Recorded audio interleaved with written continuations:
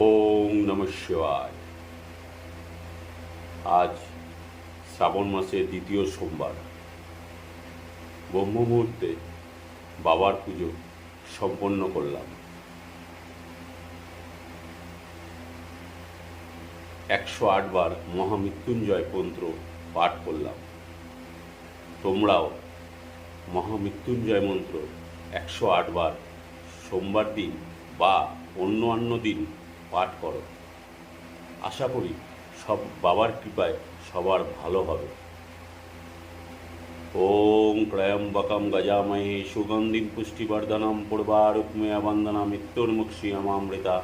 ওং ত্র্যম্বকম গজামহে সুগন্ধিম পুষ্টিবর্ধনম পূর্বারুক্মিয়া বন্দনা মৃত্যুর্মুক্ষীয়মামৃতা।